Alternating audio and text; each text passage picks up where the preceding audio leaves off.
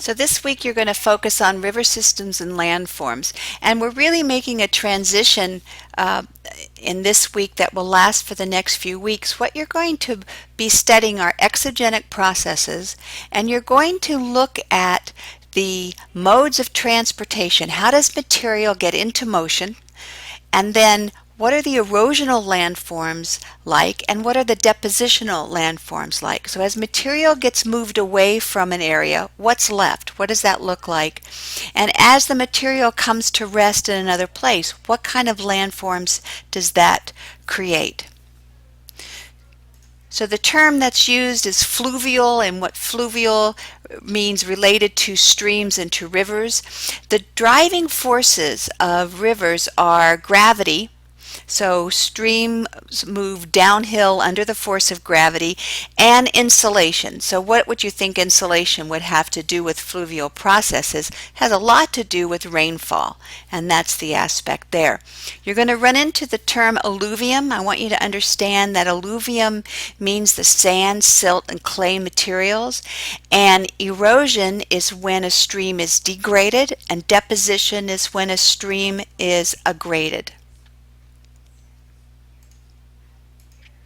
When we talk about alluvium, we're talking about sand sizes of the sizes of the sediment, and sediment is sorted by specific size ranges from sand and gravel, which are the larger particles, to silt, to the very fine microscopic particles of clay.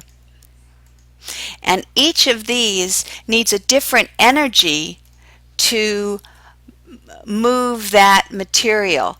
And so I didn't realize this was still here, but if I have a piece of gravel on an overhead projector and a little bit of sand, which one is going to take more energy or more force to blow off the projector? Well, of course, the sand is going to be easier to blow off than the gravel. However, that process only works to some extent. Clay particles, while they're the smallest, have the advantage of a lot of friction, and so sometimes those are resistant to movement. So sometimes clay is harder to move from one place to another than, say, a sand-sized material.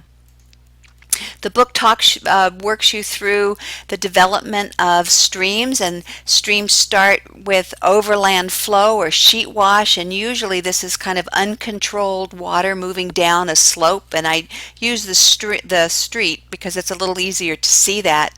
Then water tends to form rills and gullies and begin to channel or begin to focus its movement into areas of concentration, and those rills and gullies then, as more water gets added and they have more force to do work, turn into channels, and then channels turn into streams, and streams then into larger rivers.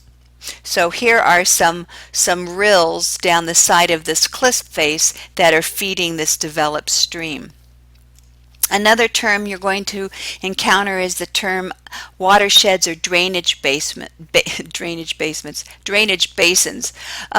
And drainage basins are geologic structures that on the landscape are a function of elevation. And so let me see if I have this. When you look at drainage basins, here's an example of the Mississippi River drainage basin. All the water that falls within that blue outline will be channeled into the main Mississippi River system and then evacuate through the Mississippi Delta. So if you were to walk along this purple edge, what you would see is an elevation change. So water that flows on this side is going to flow out through some of the East Coast smaller watershed basins. Water that flows falls on this side of the drainage basin, and I think this is part of the Continental Divide, are going to flow out through the Columbia River Basin in Oregon. So here's kind of a zoomed in example, and you can see that this is the boundary of the watershed, and it contains the water flow. In Oregon, there are several smaller watersheds that flow into the larger Columbia River drainage basin, and so or the Lane Community College is about here in the Willamette Valley, and so this is would be the Willamette Valley watershed. The text also takes you through identifying drainage patterns, and the pattern that drainage systems, rills and gullies and channels and streams make on the landscape are a function of the slope, so high slope or low slope, and they're also a function of the rock type and the climate. So I want you to know a couple of those processes. Dendritic is probably the one that most looks like the stream you would draw in third grade. They equate this to looking like the human circulatory system. It's very tree-like. This happens in sediment that is very similar in type. So you don't have a big mix of sand, gravel, and clay, but you have a very similar rock type. And it's on very horizontally layered rock, and this is very common in the Oregon coast. Radial drainage, these happen around a peak or a dome, and so you can see that here is the top of a volcanic landform, and the water tends to create this radiating, or this pattern of radiating out around that dome. Trellis landscapes or trellised drainage patterns are drainage patterns that you would see in folded landscapes, like in the East Coast, in West Virginia, Pennsylvania. And this would be the bottom of a syncline, and this would be the top of an anticline, and this would be the top of another anticline. So you could think of these as very long, narrow valleys with steep sides, and so you get this trellis development. And here's a Google Earth example. So here is an anticline and a syncline running down the bottom, and an anticline and a syncline and an anticline and a syncline. So it's creating those very small drainage patterns. The fourth one, which I don't have a picture of in this slide, is a parallel drainage system. I want you to be able to know what creates that, and typically parallel drainage systems happen on very steep slopes. The book begins to talk about discharge and the water flow characteristics. So here's a map of the United States, and the discharge, which is the cubic feet per second, or the cubic meters per second, the amount of water that flows through a certain point at a given time.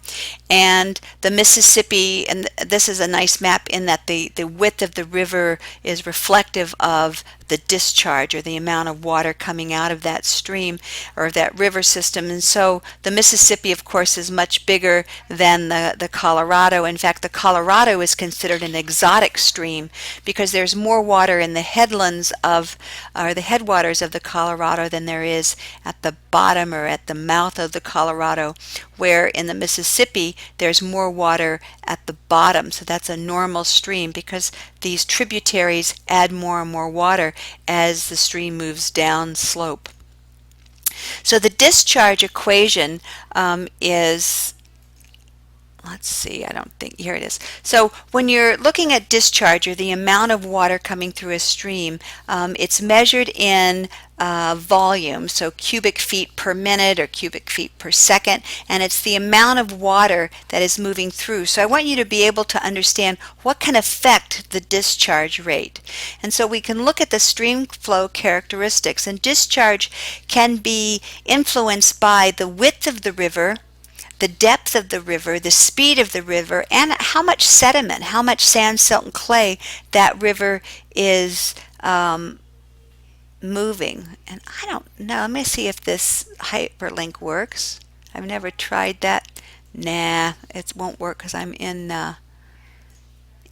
So make sure you look at those processes, the discharge equation in the book.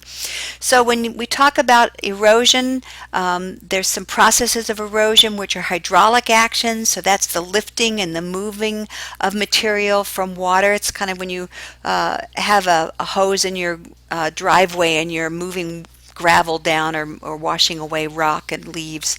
The other is abrasion, and abrasion is material, gravel and sand grinding upon other channel beds. So this is a great landscape, an image of landscape created by abrasion. So each of these little potholes is probably the result of sand and gravel grinding around through that. The book talks about competency and capacity. So the competency is the amount or the ability of the stream to actually move material, and capacity is how much it can move. A very slow moving stream that's shallow doesn't have a very large competency, nor does it have a large capacity. So just make sure you kind of read through that. Why do some streams move more material than others? So how do streams move material? So I want you to be able to know these four methods of transport: solution, suspension, and bed load. And in bed load there are two ways that material is moved: through traction and through saltation. Solution is the process of chemical weathering where material is actually dissolved into the water column. Suspension is where material is held in the water as long as the water is moving, but usually once the water slows down, you'll drop out material. Saltation and bed load happen with contact to the bottom of the stream bed. So bed load, material is just pushed along. It never leaves contact with the bottom. Saltation, however, is kind of the bouncing, where a little gravel may hit and then bounce up and hit again and then maybe be moved up again through hydraulic action.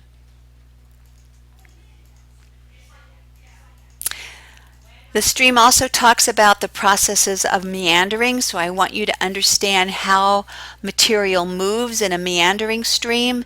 There's a couple landform processes called the cut bank, or he calls it in the textbook the undercut bank, and that's the point of erosion. So material is getting removed here, and then because this is the faster portion of the stream, so it's able to do more work. And across from the cut bank is the point bar, and the point bar is where material is deposited. So make sure you look at that. I included a really nice little video. Here's an example of a very small stream where you see this gravel bar. So that is the cut bank. I'm sorry, that is the point bar. So here's where material is being deposited and material is being eroded here. And the stream is actually moving in this direction across the valley floor. Here's a bigger example. Again, this is the point bar. There's the cut bank. And then on this side, this is the point bar, and that's the cut bank. So a meandering stream has this series of point bars and cut banks as the water moves down the stream channel.